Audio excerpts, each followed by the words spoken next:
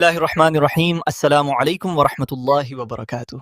Video شروع کرنے سے پہلے دل سے ایک چھوٹی سی دعا کریں۔ اللہ ہمیں سماج اور اعمال کی توفیق دے اور ہمیں اپنی رحمت سے نوازے، آمین۔ حجاب صرف ایک کپڑا نہیں بلکہ ایک سوال، ایک پہچان اور بہت سوں کے لیے ایک امتحان بھی ہے۔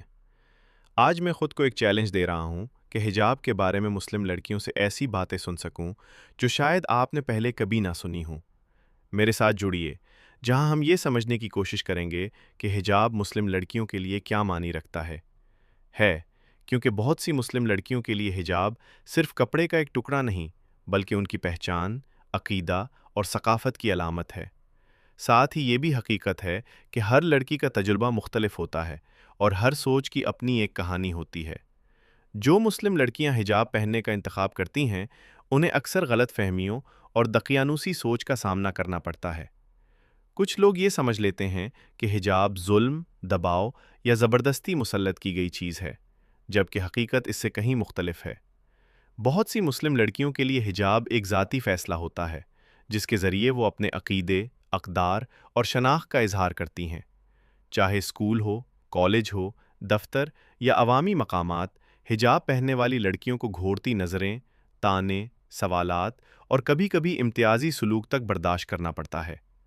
یہ راستہ آسان نہیں ہوتا، لیکن اس کے باوجود ان لڑکیوں نے حوصلے، صبر اور خود اعتمادی کی شاندار مثالیں قائم کی ہیں۔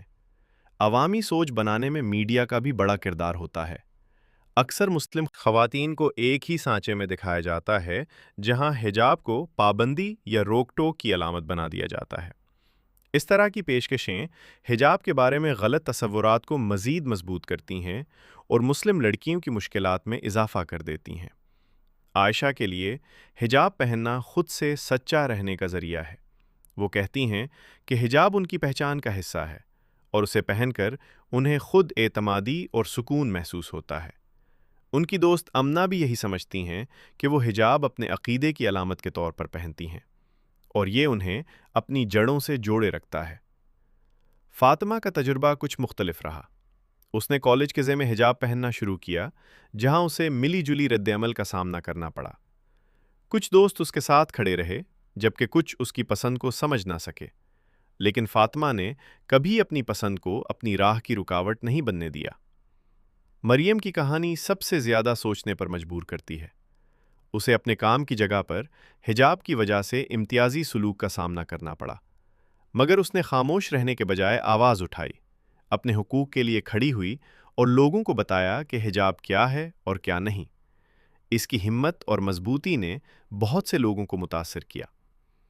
ان تمام کہانیوں سے یہ بات بالکل واضح ہو جاتی ہے کہ حجاب پہننے والی مسلم لڑکیاں کمزور نہیں بلکہ مضبوط ہیں۔ ان کے لیے حجاب خودداری، شناخت اور بااختیار ہونے کا ذریعہ ہے۔ آخر میں، اگر حجاب یا اس جیسے موضوعات پر آپ کے بھی کوئی خیالات ہیں تو انہیں کمنٹس میں ضرور شیئر کریں، اور اگر آپ ثقافت، شناخت اور سشکتیکرن سے جڑی مزید کہانیاں دیکھنا چاہتے ہیں تو ہمارے دوسرے ویڈیوز بھی ضرور دیکھیں، کیونکہ سمجھ سے ہی احترام جنم لیتا ہے۔